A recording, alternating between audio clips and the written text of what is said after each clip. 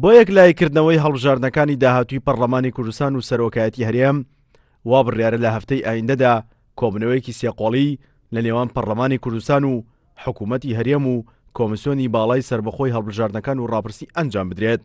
بۆ ئەوە سکرتێری پەرلەمانی کوردستان ئاشکرای دەکات لە نزیکترین کاتدا لەگەڵ کۆمیسیۆن کۆ دەبینەوە بۆ ئەوەی بزانین کۆمیسیۆن چی ڕێکارێکی گرتووەتە بەر بۆ هەڵبژاردنەکانی داهاتوو بۆ ئەوەی دواتر بڕیاری کۆتایی لەبارەی هەڵبژاردنەکانی هەرێمەوە بدەین. ئێمە وەکو پەرلەمان لە ڕاستیدا کۆمەڵێک یاداشتی پەرلەمانتارانمان ئاڕاستی کۆمیسیۆن کردووە و حکوومەتیش داوای کردووە کە وادەی هەڵبژاردنەکان پێش بخرێت، چونکە هەڵبژاردن بە قانون، یعنی مەسلەی درێژکردنەوەی تەمەنی پەرلەمانی کوردستان بە قانون بووە، لەبەرەوە پێویستە قانونەکە هەموار بکرێتەوە.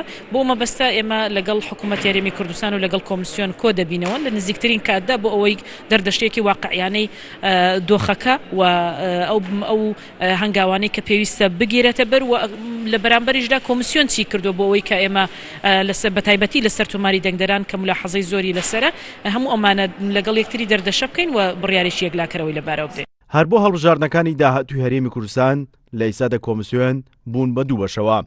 بەشێکیان دەڵێن لە ڕووی قانونیەوە پێویستمان بە 180 ڕۆژ هەیە بۆ ئەوەی ئامادەکاری بۆ هەڵبژاردنەکان بکەین، بەڵام بەشێکی دیکەیان دەڵێن کەمتر لەو ماوەیە دەتوانین ئەنجام بدەین.